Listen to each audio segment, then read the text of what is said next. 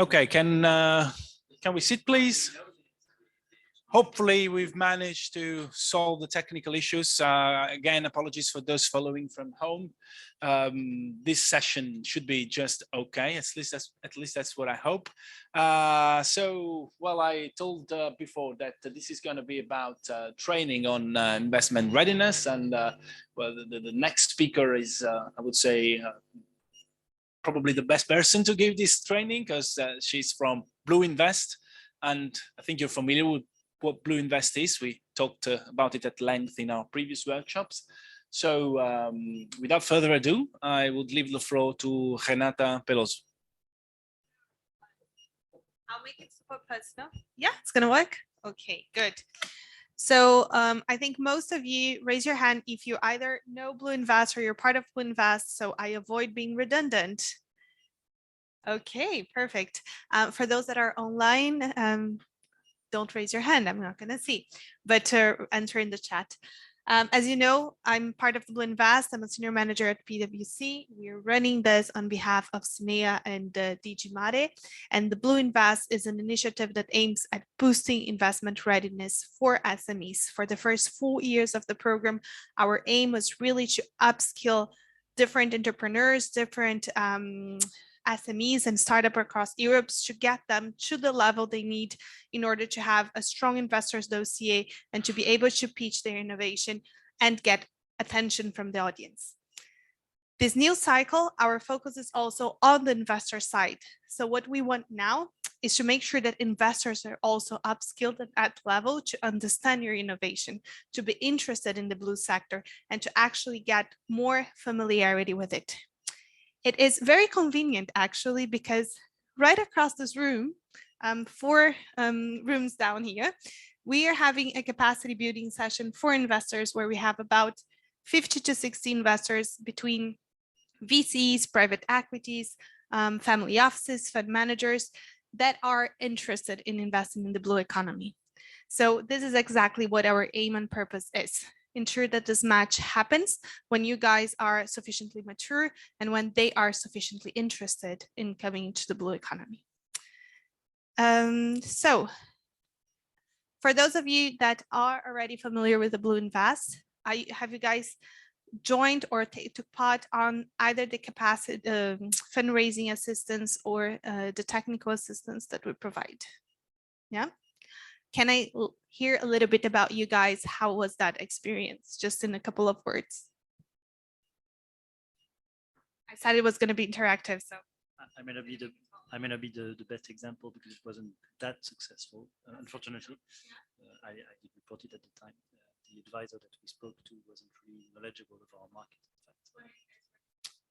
We produce a collaborative platform for shipping maritime containers. Yeah, I think for us then it was the readiness assistance, and the person that we were working with helped us quite a bit with the business plan and getting that in good shape for investors. So with that in mind, one of the things that we realized very early in the game is that the concept of blue was not very aligned across the jargons and the different investors and the perceptions. So what we decided is to make sure that we created a scope or a frame that when we talk BlueInvest, we are talking about the same technologies, we're talking about the same sectors. The BlueInvest report that was issued by the Commission started defining that, and we just want to go one level deeper on what sustainable blue economy is. I'm not going to go too much in depth here. But generally speaking, what I would recommend you guys is just explore the community, because not only the events and the assistance are useful, but also the capacity that you have to directly connect to investors through the platform and just start conversations. So I would not be pitching too much, but just so you guys know, if you're here tomorrow, we have the BlueInvest Day. It's also an opportunity for you not only to exchange with investors that are here today, but also with the broader community, the broader maritime community. So we know that an enabling ecosystem is not only about money, it's about clients, it's about the connections that you make, it's about having relationship with the good corporates, and this is what we want to enable and foster. Yes, so BlueInvest Readiness Assistance is what most of you are already familiar. This time around, we have a different layer, which is the fundraising assistance. So once you have already a dossier that is presentable and ready to go to investors, now the fundraising assistance helps you to fine-tune, select investors that are suitable for you, that make sense to your company, that have aligned strategies, and then make the warm introductions and help you prepare your deals room, which is all the documentation that would go for the negotiations. Good. I will also just brush into what are the different areas where we feel that this assistance is needed. And then I'm going to ask for you guys as well, what else? So what else is needed in order for you guys to feel completely upskilled when it comes to getting into a conversation with an investor? So we usually feel like sustainability, the business case for an investor is one of the main challenges of most of our companies. What does that mean? When it comes to an impact investor or an investor that is ESG concerned or wants to align with the with Articles 8 and 9, they need to know that your company will have a positive impact. If you're early stage, if you don't have a product to the market, how do you assess that? How do you estimate that? So this is what this assistance is about. And it's one of the main challenges when it comes to this start this discussion with investors. Corporate strategy, I think it's basic. It's about us revising and just going through your business model, your business case. If you're early stage, this is usually very helpful. We also want to fine tune your vision, make sure it's implementable, reasonable, and applicable. Operational excellence, for those that are already in the market, it's a new package. We didn't have it before. It was a feedback that we received quite often, that the plan sounded very good. The implementation was a challenge, how to assess your value chain, how to find the right suppliers. This is also something that we've been doing now. Market readiness, product and innovation. Once again, this is something that is very crucial because we have to have the right expert in your field. I think the case was very well pointed out. It's important that you have someone that knows your market in order to help you not only establish your product and technology, but also get IP cleared and address the pain points. Marketing and growth strategy, I think this is basics, we all know, but it's really about your sales life cycle. Who is your client? Questions that sometimes we think it's so basic that we don't ask ourselves. When we come in front of an investor, he will ask this question, and then sometimes we realize that we didn't have that clear, or we have way too many clients, way too little focus, how to spread that through time. Improving investment readiness and reaching bankability, we're looking at your financials, your company projections, or your company current financials. And access to finance is about where to source. What is your stage of maturity? What kind of funding round you should be looking at? And what is the ideal sourcing method for that? Pitching doctor is presentation skills, how to prepare yourself to be in front of an audience and say and convey exactly the message that you wish. And path to net zero is beyond your technology, how it will impact. It's how your operation is today set up. And are you yourself, your business, a green business? Or do you have an objective or a method to get there and to be ESG compliant? Once you hit all these cases, we invite you to be part of our project pipeline, which indeed is just a deal flow that we provide to our investors when they're looking for a specific technology or they're looking for a specific know-how in the sector or an investment opportunity. I will not do much of a sharing of testimonials here because we do have some in the room already. I think in the end of the day, it's all about making sure that you have a nice fit with your coaches or with the experts that are helping you and that they are going to push you forward. Today, what we want to do with you guys is quickly present who are the investors that we have today in the community, and make sure that in 1 hour time, when you get to network with them at 4 p.m., you have an idea of what their expectations are, what do they want to hear from you, and what is the key information that you have to convey. We happily have Pierre in the call in the room. He's an investor that will be helping us a bit today and getting a bit of a sense check. Is that really what they are willing to listen or what they want to hear? But from the 120 investors that we have today active in the platform, we have a strong search for blue economy, for blue renewable energies, followed by surprising ocean pollution and water management. Water management, not so surprised. Ocean pollution, usually we say everything that is preservation and regeneration. There's no real business case, no ROI, no IRR, and this is not true. And we're seeing more and more companies that have solutions that have a business case and a revenue generating model that stands through ocean pollution and plastic pollution. Blue tech and ocean observation. Third, can I ask you guys to just quickly tell me in which one of the sectors your companies are at?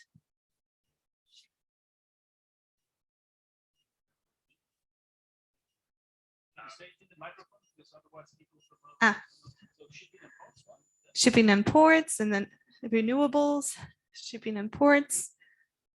No.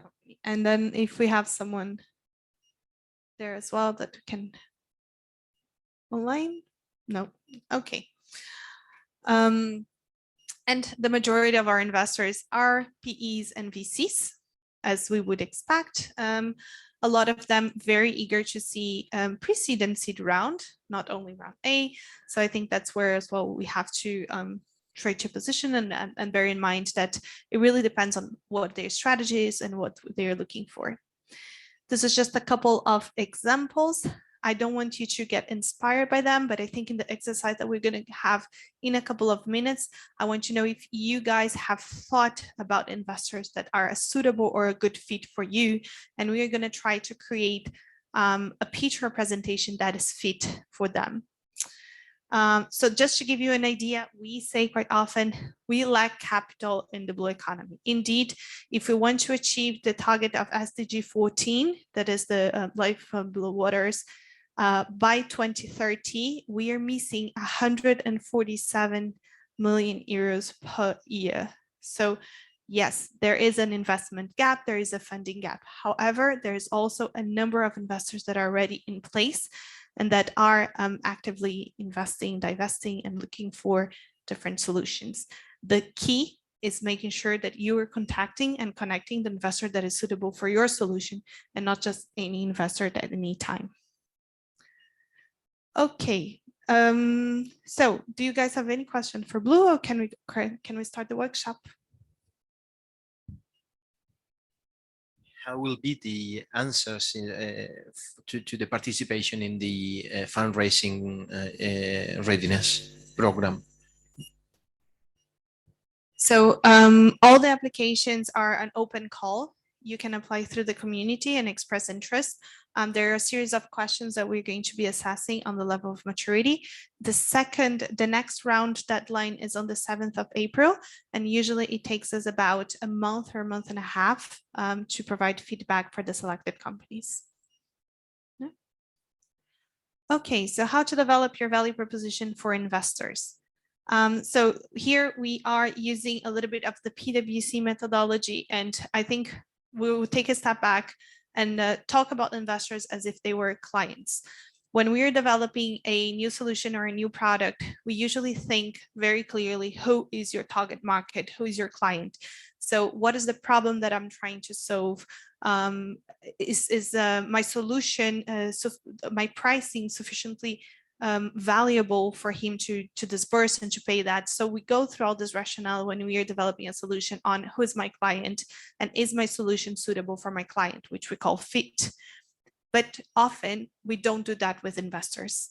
We don't ask ourselves, what is the need of this investor? What is he looking for? Is my solution a fit? Am I tailoring my message and my value proposition for this investor? We just go there with a lot of background in tech and say everything that we know and how awesome our solution is and drop the mic.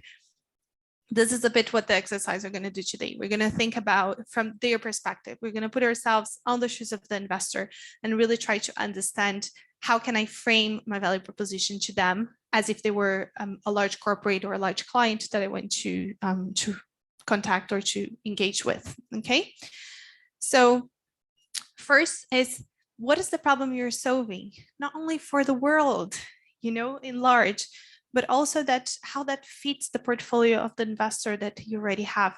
A lot of them, if you're looking, for instance, in accelerators, we see you can know who they invested on already. So you can know how your solution complements the portfolio they already have. This is something that you have to study and you have to see before going into a first call. What are the unresolved pains that they might have? So let's say I've been currently working with an investor that is trying to address the whole supply chain, offshore, inshore, end to end, to allow the infrastructure for eventually hydrogen be a feasible alternative. It's very easy to see that there are pain points in this value chain that he's just not able to address today. If your solution can fit one of these pain points, he's going to be way more willing to listen to you, right? And then what the investor gains, not from using, but from investing in your solution, right? I do understand that when we're early stage investors, it's really hard to calculate exactly what's going to be the exit strategy and how we're going to monetize and how we're going to make it valuable for him in the long run. But I think here is way beyond just money. It's about all that you can bring to the table as a part of their portfolio. Then we're going to be thinking about the hows and the whys. So why should the investor buy in your solution? Why should they jump in this this idea that you have? And always use data.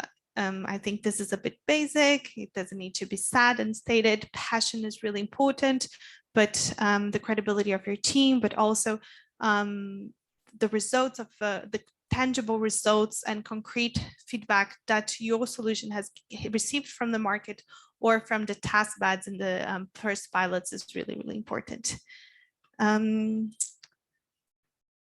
Anything to add, Pierre? What are you looking for when you're talking about, when you're listening to a company that is pitching? I think you covered most of the grounds, but we are an impact fund and Article 9. So the first question when we look at a file is how can we make sure that it's compliant with the scope of the fund? Also, we have a procedure that we have developed.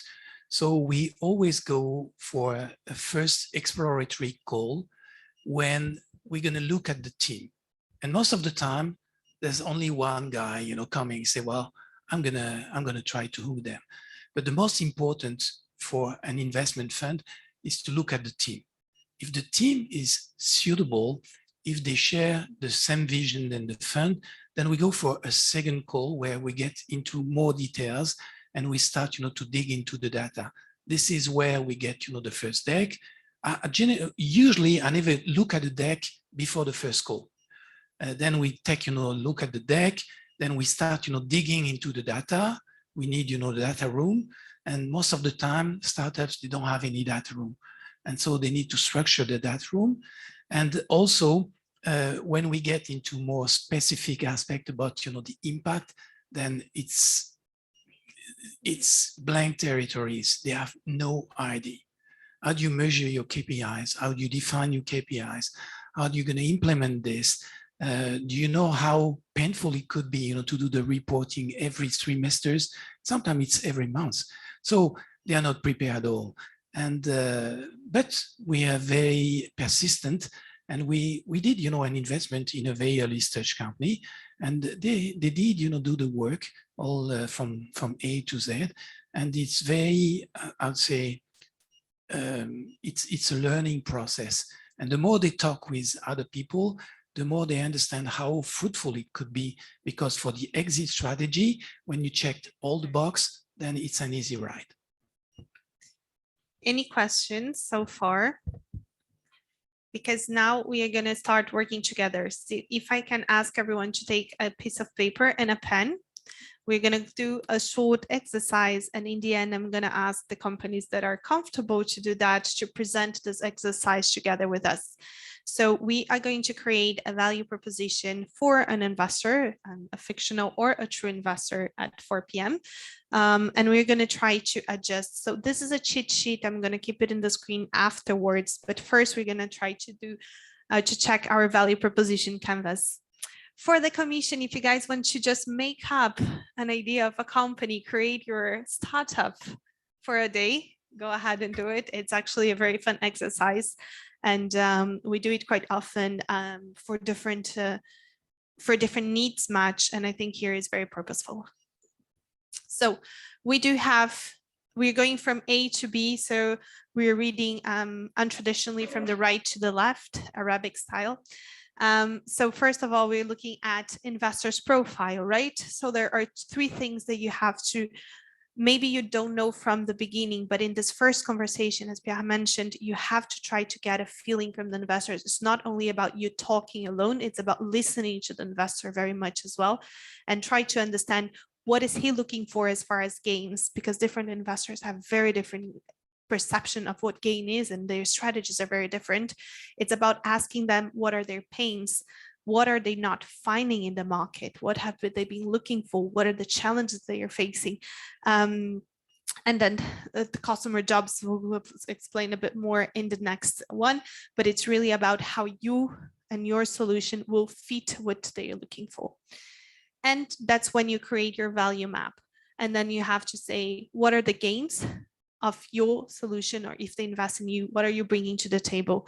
How your solution is relieving some of their pains or the difficulties that they have in the market. In an investor case, not so much pains, but risk, right? Investors traditionally are, I wouldn't say risk averse, because most of them here are very high risk taker, but they measure risk, right? There's no crazy going to the market just because. They're probably going to make sure, they want to make sure that you have checked all the potential pains that you can bring to their portfolio, and you mitigated all the risks of failure of your own company. And then you come up with your product and service. So your pitch deck and your deal room and your data room, which is actually something that we're missing in most of the cases. Okay. So I've already kind of described this. What are the pain, the gains, and how the product is addressing both of them. So what I will ask you guys to do right now is do the value proposition canvas. We are going to all think about one investor that we would like to pitch to. Is that something that you guys already did? Do you have an investor in mind? Do you have either a VC, a PE, or a fund that you've discussed early stage or recently, and that the discussion's just flowing or not flowing? So we'll start with this assumption. If I can ask you to write the name of the investor in the sheet, you don't need necessarily to share with us, but you have to have a very clear and concrete investor profile in mind in order to be able to address all these 3 points. Otherwise, most likely you're going to have a very generic pitch, and it's not going to resonate with them. I see that Pierre is nodding, so I think that's a good sign. So let's go ahead and profile this investor in our mind. And I will literally give you a minute because you will present that afterwards. So put some thinking on it.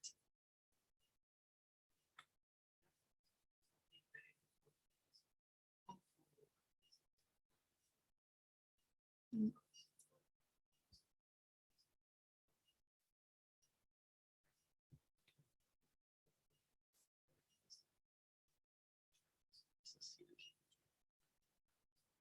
100%. 100%. So studying what is already there is really, really important. Okay, so let's say that you have your investor in mind, a name to do this exercise.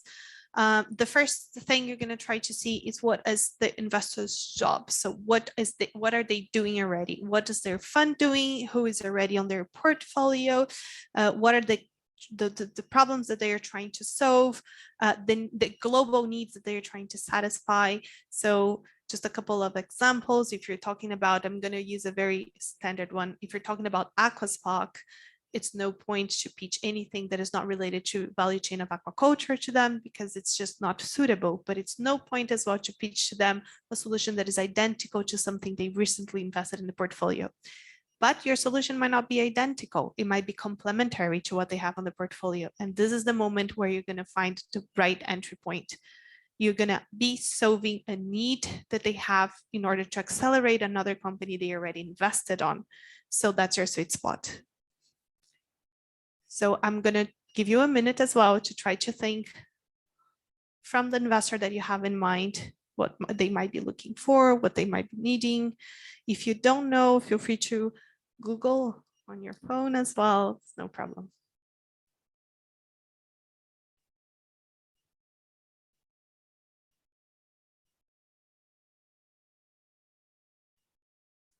I will continue and then just give you some more minutes to reflect. Then your investor's pain. This we're really talking about risk assessment. What kind of risks an investor is trying to avoid? What do you think in your business might be a red flag for them? And how are you going to answer to this red flag? So most of the times, the pain is already a problem that your business might bring to them, right? It's a risk, it's a red flag, it's a lack of human resources or expertise, or how your financial projections are not looking amazing. So make sure that you assess all the risks that you might be bringing to his table and have a contingency plan, or at least a very, very good justification on why, despite this risk, you're still a very good investment. And I think this is a very good exercise, regardless of the profile of investor, that you can do internally in your company and with your team. So if you are a team of founders of 3-4 funders, don't do this exercise alone. Do together as a team, because each one will understand risk from a different perspective, and it can be super useful for you guys to have this awareness. Don't hesitate asking as well the investor that you're pitching to what he perceives as a risk in your business, because he might have it on the back of his mind and be like, I'm not going to invest in you because of that. But he might not say it immediately. He's just going to say, in the end of the day, there's no fit, but he can give you this one hint that can be addressed for the future pitch. And then investor gains. This is really, what is he expecting from the portfolio, both as far as return, financial return, but as far as impact. So in the case of a fund that is super well structured and already is Article 9, there will be a lot of needs, and you need to understand these needs because you need to know if you are able to comply with them. But some of the funds that are early stage, going green or blue funds, they have expectations that are much more reasonable, and depending on your level as well of company maturity, maybe this is where you should be going.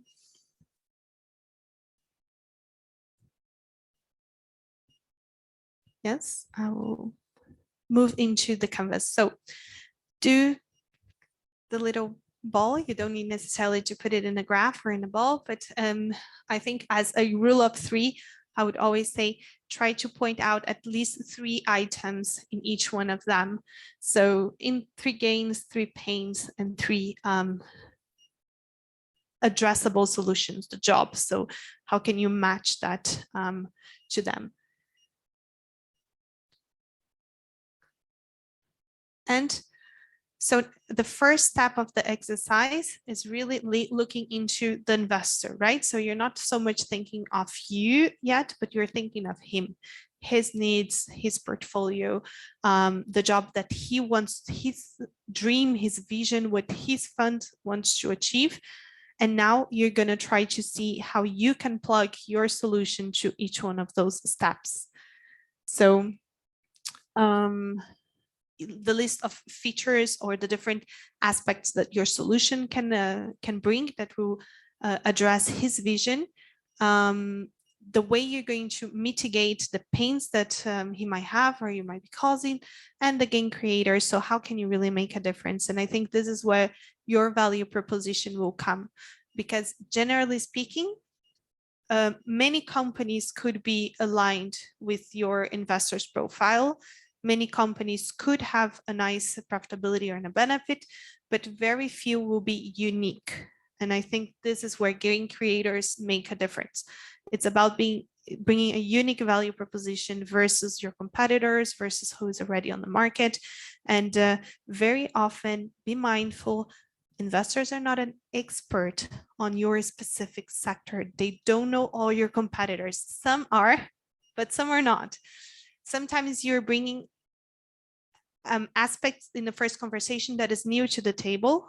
However, in your second conversation, be mindful, they will become an expert in 24 hours if needed. So try to really make sure that in between your first and your second conversation, you can really, the first one is really to inspire and to get their attention, but the second one, they're going to go very technical. And that's where you have to be ready to answer to all the technical questions.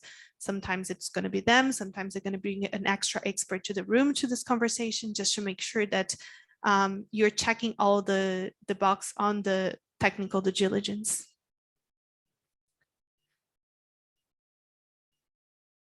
And we're going to do the same thing.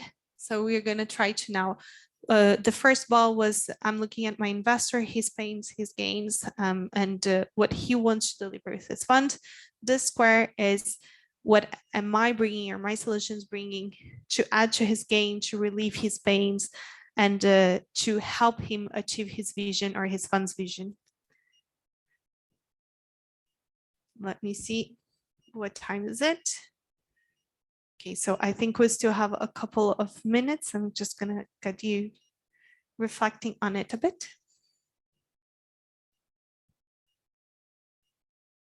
And I see we have a nice flip chart afterwards, so you can actually present an improv, which is nice.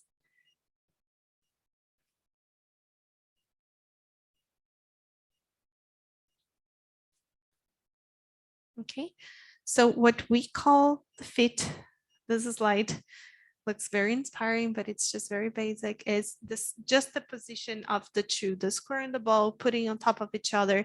Can your 3 pain points be addressed? Can your 3 visions or objectives be addressed? And is your solution unique and in line with the vision of the investor?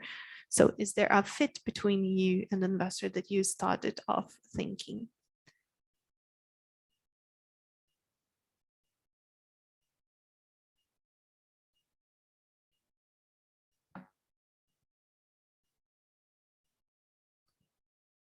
One thing that we say to companies as well very often is, if when you put on top of each other your value proposition and your investor's vision, and most of the points don't fit, maybe he's just not the right investor for you. It's okay as well. Sometimes you just change your target. You know, it doesn't mean that you have to redo your whole business model or your purpose of being to try to meet an investor's criteria. Sometimes it's okay as well for you to say, this is not a fit, and then someone else can be. So there is a balance between how much you fold, adjust, and learn from the investor, and how much you also have to just acknowledge that maybe this fit is not there, and there is another investor profile that will make more sense. But generally speaking, always, what I would say is that always look at your investor as your partner in crime, and not so much as your as someone that is there to audit you, you know. So it's really important that you bring him into your game, and that you also show him the behind the kitchen. So right, once you already have the deal and you guys are moving forward together, he is going to be your partner in crime. He's going to be someone that has the power to just impulse your business further. So rely on him, make sure that he's pitching on your behalf, that he is representing you wherever he goes. And this makes a lot of difference.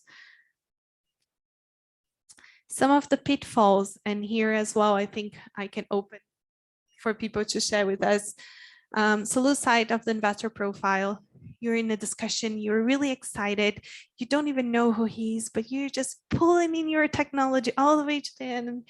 Maybe it's more useful for you to understand who he is. Maybe he has a friend who's investing exactly in your space, and he's willing to introduce you to this person more than you just go, you know, full in. Ignoring the fit, that's what we just said. This I do all the time, employ buzzwords and jargons. I am horrible with that. I've been pitching on behalf of some of the companies. I've recently learned a new jargon, and I'm already using it in my next conversation, whereas 2 minutes ago, I didn't know what that meant. So I should, you know, be mindful that the next person in line might not know what the jargon means as well. So this is super important. Present with long preambles. So as you said, you quickly see if the investor is more interested in getting to know you personally or your team, if he's really connected to the technology that you have. So make sure that you focus on that area once you feel it in the first conversation. Focus on detailed technical features in the first conversation. I would not recommend. Yeah, I don't know if I'm being too strong. Maybe some investors would like to have all the disclaimer on your IP in the first go, but I think this is usually not the case, right? This is usually not the case, right? And then provide long explanation on how to buy and sell. Okay, so all the details on your business model, there will be a place and a time for that, but it's usually not today or in the first conversation that you guys are having.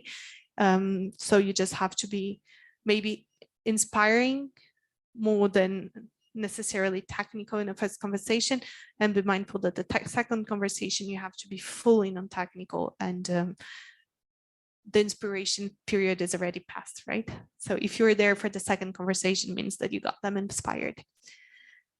And then what we usually try to create at the end of this webinar is a tagline. So it's what we call the elevator pitch, or the one-liner on our blah blah helps blah blah, wants to blah blah by doing something that was painful before, becomes something that now adds value to the global picture or the world.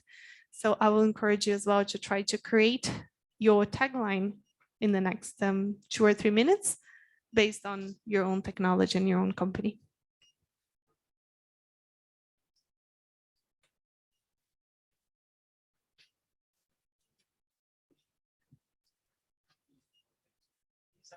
Technical language. This is a key point. I would say that in less than 2 minutes, you should be able to describe what is your vision, what is your product, what is your service, and how you're going to change, the world, or the global vision. And this is the most important part. 2 minutes, and without any slide, to be able to, in a conversation, to capture the attention of the investor. This is the most important. People, I will never do this training again without Pia. You are invited, officially invited to be my co-host in all the trainings. This is really true. Without a slide, this is such an important sentence. We got so used to rely on lengthy presentation slides, and sometimes you need to just have this, this starter for the conversation that is very simple and very to the point.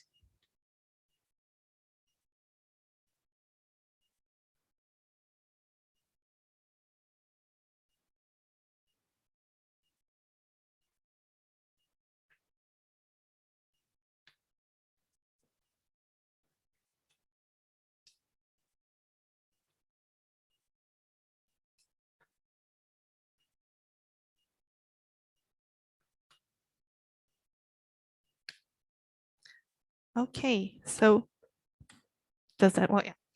So the flip chart works. We're lucky today. Who wants to be the first one to read out loud their tagline, or maybe write it down so we can try to see what is the, yeah. Yeah, our CBAX foldable container helps shipping lines and logistic operators who want to reduce the impact of the empty shipping containers transport by reducing the cost of this of moving empty containers, and improving the efficiency and the sustainability. Yes. It's the how. You have 40 million containers around the world. How are you going to convince people that have already the 40 million containers to switch to your solution? There's a missing point. How are we going to get rid of these 40 million of containers, improving the situation of whatever it is, using your container, and how you want to switch from your approach to replace the old-fashioned way? I will reflect about that, but my first impression is that we don't need to completely remove the standard container to put our foldable container. Okay. I think our vision is to use the foldable container in the percentage that they are moving empty containers, because if in the percentage they have the balance in the cargo, they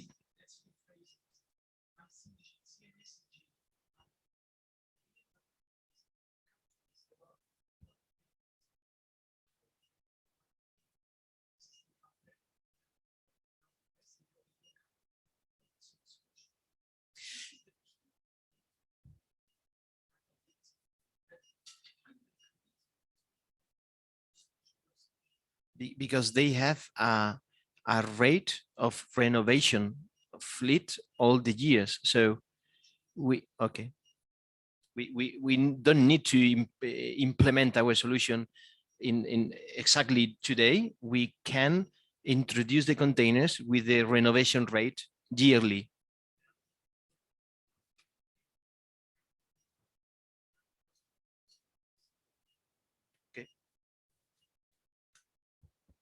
And this is just out of curiosity, compared to a standard container, the cost of a standard container versus yours, how would that perform?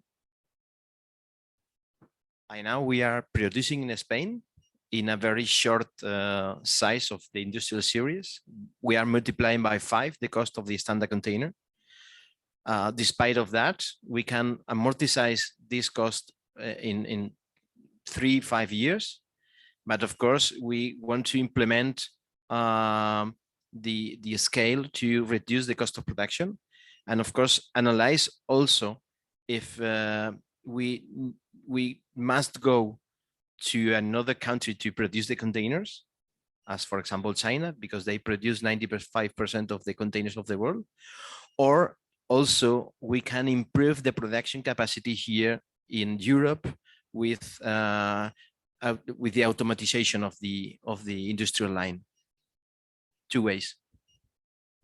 So this also would address when not so much of an investor, but a client pain that he might perceive is the cost, right? If he's going to do this swap of container fleet from the new ones, the return over investment, so how long this is going to pay off, is a very important information. That's the reason of our business model. When we try to sell containers, sell our foldable containers, nobody was interested in our solution, because the perception of cost and risk was very, very high, and nobody wanted to buy our containers. When we have removed to the leasing business model, already 3 customers have said yes, because we are proposing a really win-win proposal for them. They have no upfront cost to implement our containers, and there is always a net saving for the customer. So without investment, they can reach a net saving with the use of our containers, and for our part, we get a profitable business model also. It's very interesting. There are 2 steps, for you to immediately think about. Time. Sorry. You should go, for the risking the solution, and talk, to IFC or large, international organization to re-risk. On the leasing parts, I would go straight forward, to the key leaser on this type of operation, and then get LOIs. That will make, the investor much more comfortable. Food for thought. How that? Matthew? Yes, go ahead. Yeah, okay, so I've got our wave roller device helps energy asset owners who want to source predictable and stable renewable energy by harnessing the power of the ocean. Okay, do you want to start? Very jargonish. No, a lot of jargons.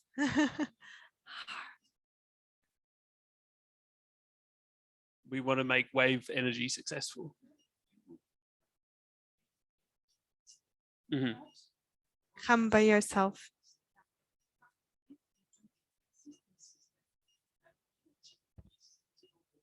Yeah.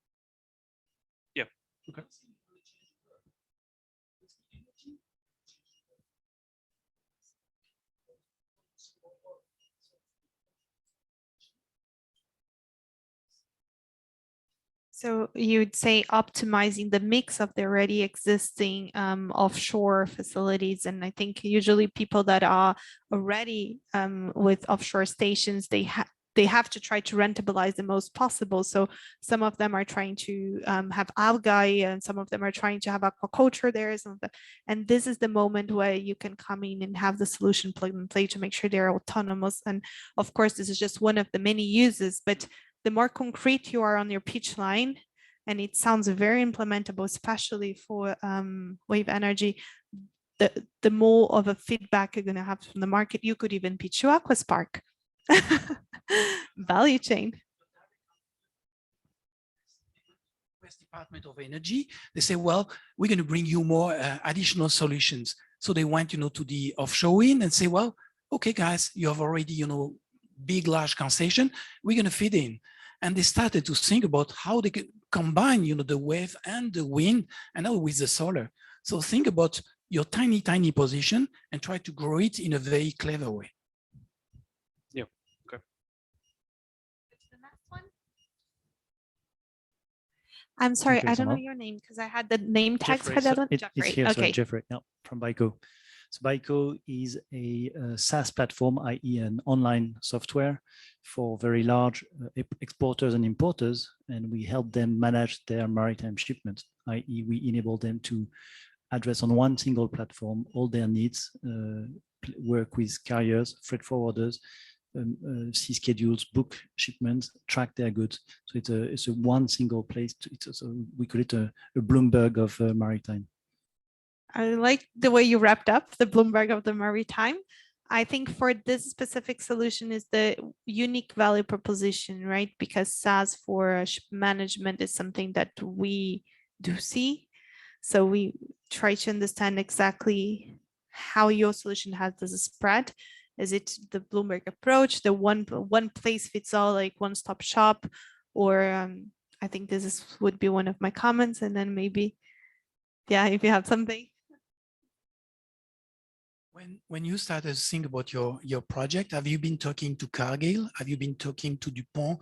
Have you been talking to CMA, CGA? What kind of return did you get on their existing system? And how likely your system could improve their existing logistic system? Yes, so the companies you mentioned are different. So Cargill and DuPont are shippers. CMA CGM is a shipping line, so they have, of course, different needs. So Cargill and DuPont are not customers of BICO. They could well be. We have AB InBev, for example, is one of our customers. They ship all their containers with BICO. We do the same with Renault. We are doing the same with companies in other geographies. So yes, we do replace their existing tools, which are often Excel and emails. A lot. You would be surprised. You would be very surprised for what we do. SAP doesn't do it, for example. And when we meet large VPs of supply chain in big groups, they say, "Oh, I don't know. I don't care. I mean, everything is done by SAP." And then when you say, "Well, can we ask your team member, the one who really does the work?" He or she will say, "Well, actually, I input the data into SAP. So I browse the different carriers' website. I browse my freight forwarders' website. I exchange emails. I check the commitment that I had with my with the companies, etc." So that's on the shipper side. On the carrier side, we don't pretend to replace their own system. We can't revolutionize everything at the same time. So we use existing channels. We use EDIs that they have. It's an industry which is very unstructured and without a lot of standards, which is good for us because it creates a big barrier to entry to have this network of connections. They progressively open APIs. Each shipping line opens its own API at a different rhythm on different focus. So one will do scheduling, one will do tracking, pricing, anything. So we use these channels, of course. And we want to make it easier for them. Working with BICO, I mean, we don't charge shipping lines. We charge exporters and importers, but by allowing their clients to work with them through BICO makes things easier for them as well, because freight forwarders are not really the friends of shipping lines. They are, they represent about 50% of their revenues, but they don't know in that case who is the end shipper, and they prefer to have a direct relationship because, of course, part of the margin is left to freight forwarders. And so that's one of the positives for them. Another positive, which we were very surprised to hear, one of the big shipping lines came to us a few months ago saying, we would like to buy our own data. I said, excuse me, I don't really understand. In fact, they have such outdated systems that some customers using our system say, well, they have very precise statistics about how many bookings they accepted, they declined, how long it took them to confirm, how many vessels were late, etc. So when they come each year at the tendering table, they are very strong in front of the shipping line because they have much better information on the operational performance of the shipping line. So we see shipping lines coming to us and say, well, actually, we'd like to buy this information. It's their information, they should know, but they have a patchwork of different systems, very old, and so they don't really know that. Yeah. Jeffrey, what I think it's nice in your case, and it could be the case for you in your pitch line, is maybe to use a case study or an example as you just did. So your first presentation was very vague, and then when you talked about the BlueInvest, that was a good pitch, huh? You immediately got a contact. So maybe your tagline can be your case study already. Instead of being very vague, you can be as concrete as, this is how I changed my customer life. And whenever you talk about data, yes, put it on your tagline, because this is what we're looking for. As globally speaking, it's a better understanding our own business. So if you can bring that. Do we have anyone online that wants to try their tagline? Yeah, we asked. I don't think anyone said they would like to develop their tagline. No, yes, no, okay, no, sorry, no, we don't have anyone. That I'm is just fine. checking the chat online. So perhaps they are sort of angry for the technical issues of the session before. I can only say that I'll make up for that and will make the recording of this session available. So. Great. So you got an hour sample of what BlueInvest technical assistance is. I hope you enjoyed. This is what we try to do at a longer, larger scale when we are delivering our fundraising assistance. And if you're interested, just let us know. And I open for questions. Otherwise, we wrap. Should I open for questions? If any? I think it was already quite interactive now. So yeah, well, I would start with a recap of today's. I mean, I'm not feeling very well, but this is not important. I have a 2-year-old that is killing me. What happened? Snow in Brussels, flights were delayed. I risked not being there at all. Terrorist threat in Brussels. There must be something else. So perhaps not the best day for a workshop and technical issues on Zoom. Despite that, well, maybe I'm biased, but I think that the workshop itself was very interesting. The first session we learned from this innovative SMEs in the blue economy and Green Assist, which is this new initiative that can fit well into the framework. And the second session, yes, in theory, there are a few people that never made it to Brussels, that they signed up for the workshop. It would have been more interesting with more people, but I think, well, personally, I learned a lot, and I hope that you also learned something. And for those who are following from home, we're going to make the recording available, at least the part that didn't get lost. But this session, it will be online, 100% of it, so very good. What else? I think, well, now, as you know, for those who are here live, there's going to be a networking cocktail with investors. So time to put into practice what we learned today. And well, there are going to be 2 more workshops in the synergies and clustering project. And one is going to be on ocean health and observation, one on digitalization, and then another one, which is a sort of warm up for the final event. So presumably some of you will hear again from us. I don't know if Charlotte, you would like to say something, or Luca maybe? Yeah, Happy International Women's Day. You forgot this one, Alessandro. that was just fun. I mean, I had prepared a kind of a a product that was a baby diaper based on seaweed, and I was targeting Pierre, but I. Voilà. Well, with this, thank you very much, Alessandro, and yeah, we'll make everything available for the participants. Thank you.